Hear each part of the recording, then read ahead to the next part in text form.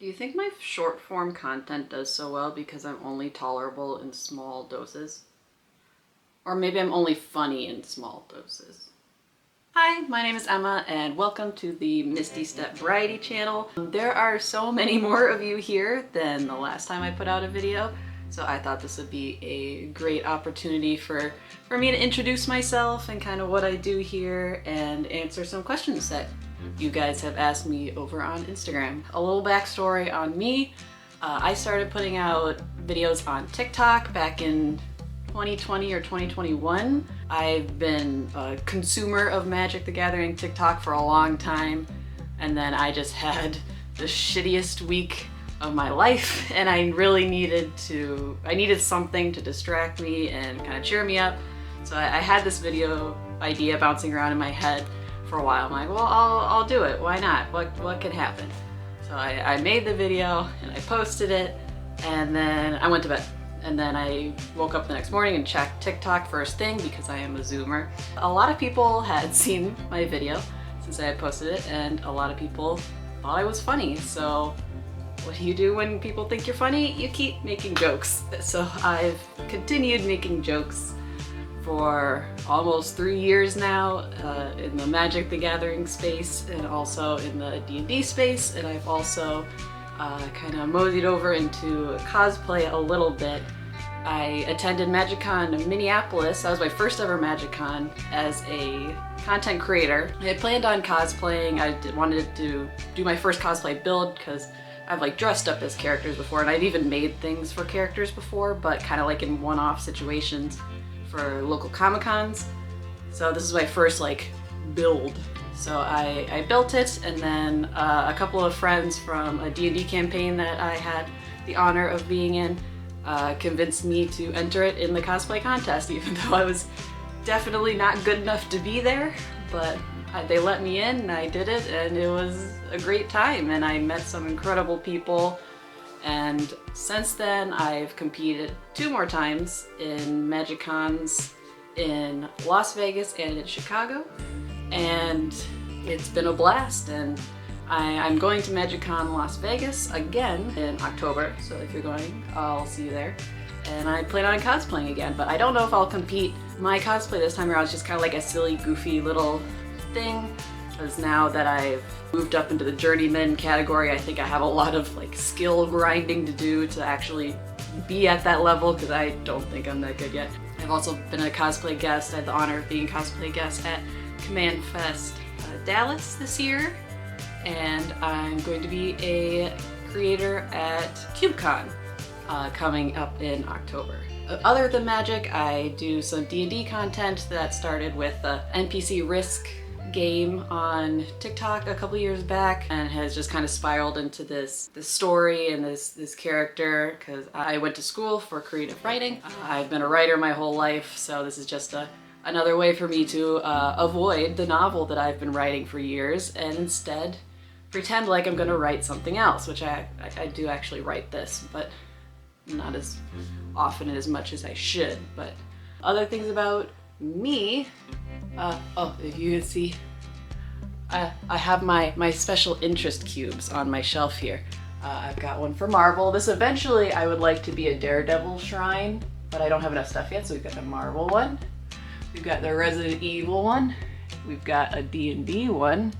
And then most of the rest of the shelf is dedicated to Magic the Gathering. I did have a Jurassic Park cube over here, but all that stuff went downstairs to become Jurassic Park living room. I'm just an enjoyer of all sorts of nerdy things. I love Star Wars, Marvel. I'm trying to think of what my recent kind of hyperfixations have been, other than Daredevil, of course. Recently I've been trying to get to expand my knowledge of like kind of classic horror movies. Big into pirates, love me a pirate. I'm interested in a lot of different things, and I think you'll see that on this channel with kind of different. That's why I called it the MistyStep Variety Channel, because it's not gonna be just Magic the Gathering, it's not gonna be just cosplay, it's just gonna kind of be whatever I want. There's some gaming on there, because I love to play video games, even though I haven't not been it because I've been busy with so many other things. But yeah, this is just kind of a collection of all the things that I do, as well as I've been uploading all of the shorter things that I've been doing on the other channels so that they're here now. Speaking of other channels, I asked over on Instagram for any questions that you guys might want to hear the answers to in a Q&A. So I've got those here and I will answer them. Any stuff in your future for Magic stuff you want to accomplish?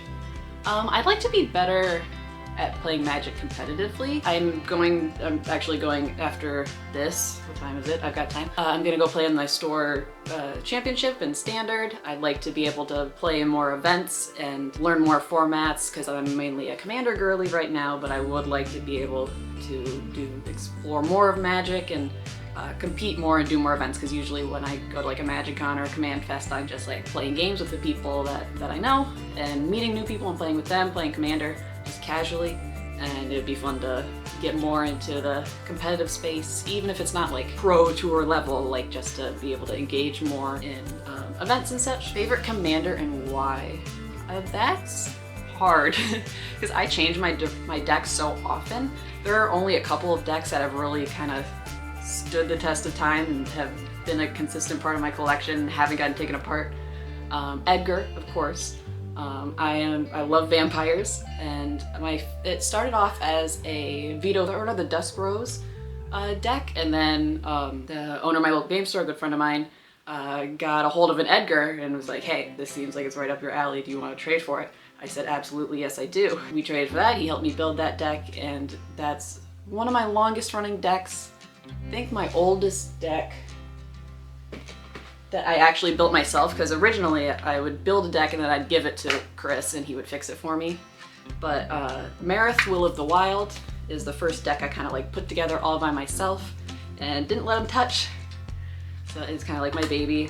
I don't want to take it apart for that reason. Well, I guess I kind of did. Because originally it used to be mostly dinosaurs, and then I took the dinosaurs out and made it more elemental heavy, so I could put the dinosaurs into, I'm blanking on the name. I'll put it here. These guys. It's a vampire and a dinosaur, my two favorite things. I like having commanders that do different things and have different abilities. I like having a variety of different options to play with and different ways to win the game and different ways to interact with the deck, so it's not the same game every single time. What do you think is your color identity? Ooh, off the bat I would say Orzhov because I play black and white the most. I don't know if that's so much as me personally. I think I'd lean more blue-black. Very demure, very mindful. I like having answers to things and like for counter spells and stuff. I like to be able to like kind of have my hands and things and have control where I can. And in black I also like the recursion from the graveyard. I like to be able to fix my mistakes when I make them because I know I'm gonna make them.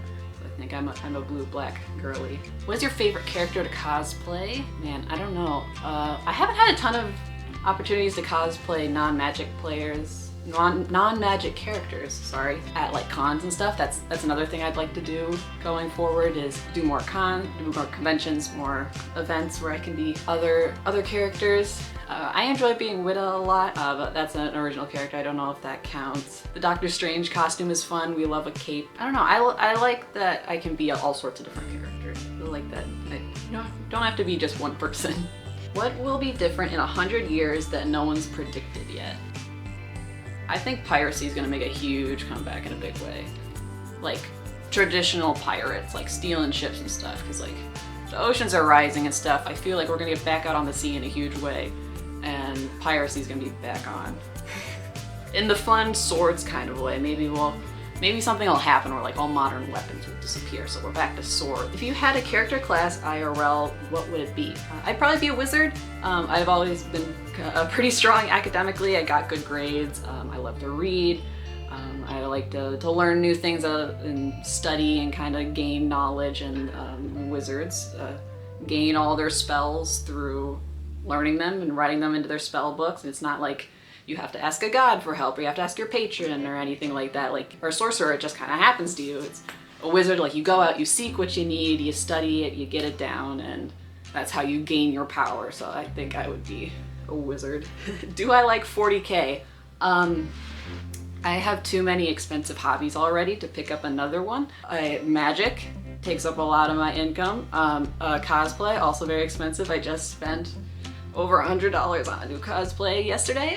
So I'm sure I love universes like big extended lores and like universes like there's deep lores you can get really invested in, like Star Wars and magic too even. And with all the books and everything, 40K is definitely something I could see myself getting really deep into, but I just can't afford to do that right now. I also don't have space for all the minis that come with that and all the paints and everything, because it's all taken up by magic cards right now. So if you were a creature of the sea, what would you think you'd be and why? I think I heard somewhere that jellyfish don't have brains, so I think that'd be me. You ever watch Critical Role? You seem like you could be a critter. I started watching Critical Role in college because my roommates were into it, and then my final semester of college is when quarantine hit, so I had to go home. And then I couldn't do anything because it was quarantine, so I watched the entirety of Campaign 1. And, well, I had only gotten part way through Campaign 2, so I finished Campaign 2 up to the point where they were at, because it was still going actively at that point.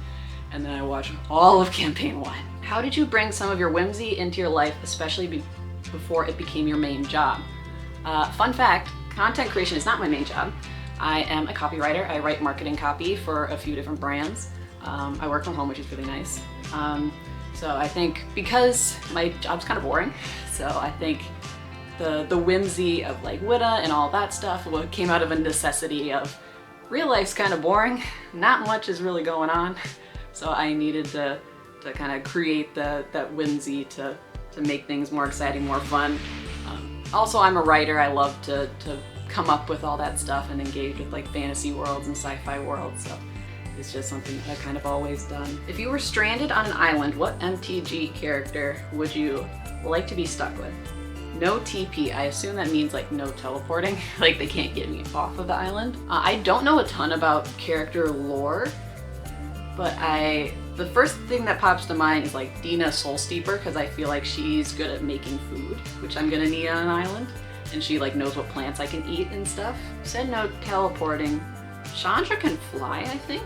I don't know if she'd let me like piggyback on and then she'd fly me off of the island. But also maybe like Kiora, someone who knows this ocean very well and can like get me food or like help me navigate the sea to get off of it. Or if like Soren just wants to turn me into a vampire so I just don't die on this island, that'd be pretty chill. I think I'd be okay with that. Though if it's like a desert island with like lots of sun, then that's probably not great. I don't know where MTG vampires lie in terms of like sunlight damage. Because like in traditional Dracula, they can go out in the sun, but like D&D vampires, you can't do that. But Soren's spark ignited when he was turned into a vampire, which very awful, very sorry for the trauma it caused you. But if you could ignite my spark in a similar way, then we could just kind of planeswalk on out of there, if you know what I mean. I don't know why if I said it didn't need it, if you know what I mean. We'd just planeswalk out of there. As a Nadu player, which spell do you target yourself with so you can sleep at night? I have the art in my head of this. There's a card that I'm thinking of. It has a picture of like a three-headed dog sleeping on it, and that would be it. I cannot think of what it's called, but it causes other creatures to not untap. So just like, I'll put it here again when I think of what it's called. But I think that would be it.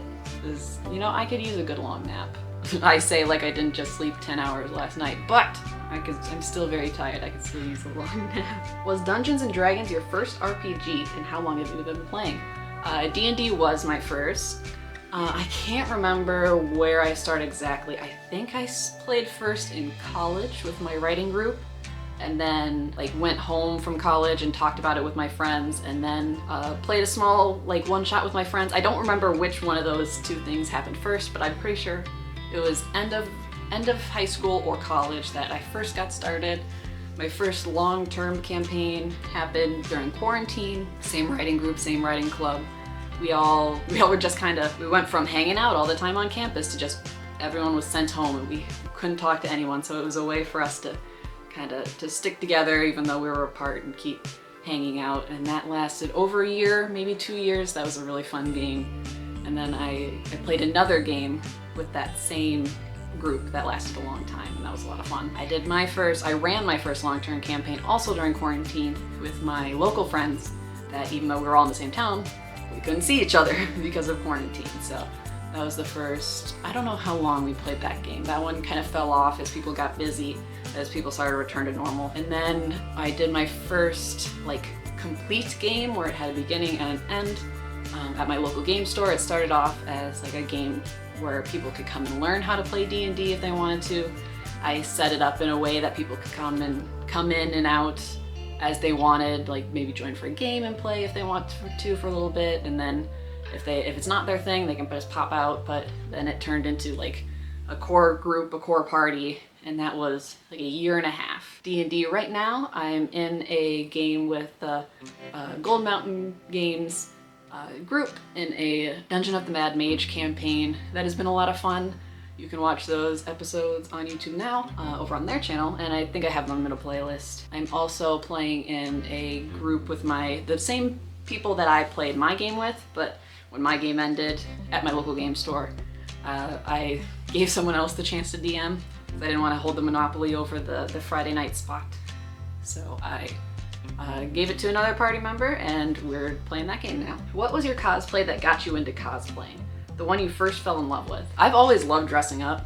We always had a costume box, if not multiple costume boxes at my house, at my parents' house. So I've been dressing up forever, but I think the thing that got me into like cosplaying proper was MagicCon Minneapolis, where I just spent all this time and loved building this outfit, this costume, which wasn't very good. It was you could tell it was my first cosplay. It was very, very basic, but still like having people ask for pictures and like say, oh, I love your Soren and stuff. It was really cool to kind of like interact with people on a cosplay level. It was fun to compete, and I met so many great people. That was kind of when I figured out, hey, this is a community that I want to continue to be a part of. Choose your fighter, Flubs or Nadu? I don't know much about Flubs other than I just love him as a concept. Like just the whimsical little guy going on an adventure. He don't know where he's going, but he's going. Nadu, I think as if this was like a fight. Actually, I don't know, because I've seen stuff where it's like, we don't know much about Flubs, but it's giving kind of like Sans from Undertale energy, where he's like just silly little guy, but actually has like a ton of hidden secret power that could like destroy everything. So I don't know who would win in a fight, but until we know the extent of Flubs' power and what he's willing to do with it, I think I'd go with Nadu, because he's very strong as a deck and as a card. What's the best way to get into cosplay? I don't think you have to build your first cosplay. It's a lot of work and it's expensive. So if you want to buy a costume, go for it. Still totally counts, still fun, and then you just have a costume that's well made, hopefully most of the time, that fits you and that you could just wear wherever you want. I just bought one, so you don't have to build it. But if you are gonna build it, build something that you're really into and that you're going to continue to love building as you're building it, because it is gonna take a lot of time. Maybe start small. It doesn't have to be anything grand. I think it's hard to get started on cosplay when you're looking at all these people on Instagram who are professional cosplayers, and they have like big workshops and they have all these tools and they can spend all their days doing it. It doesn't need to be anything special. You just need to like it, and you just need to love it and enjoy it. Just make something that you enjoy and that you love and that you feel good wearing emotionally, because I have definitely built cosplays that were not comfortable to wear physically, but were fun to wear emotionally. With the success of your Malcolm wings, I don't know if I'd say that, what is the next big build project you'd want to try? Man, I don't know. I'd like to do something with electronics, I think, or with like light up pieces. It's been a minute since I've soldered anything and done anything with circuit boards.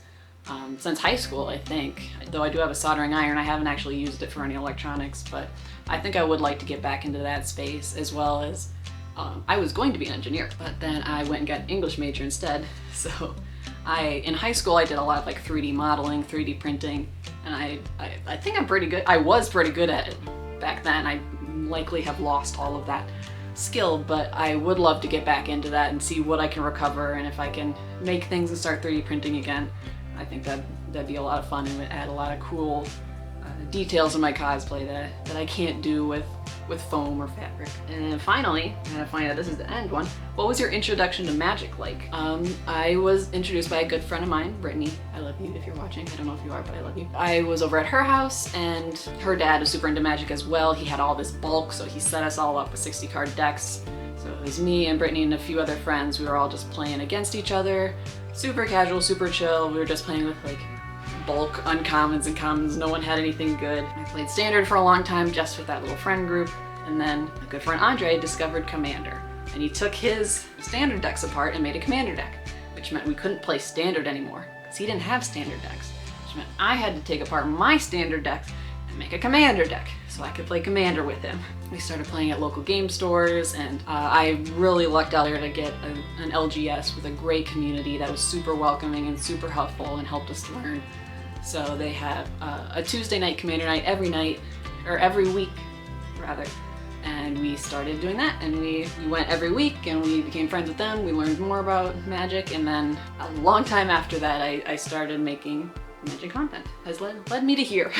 Oh man, I have yapped for a good long while.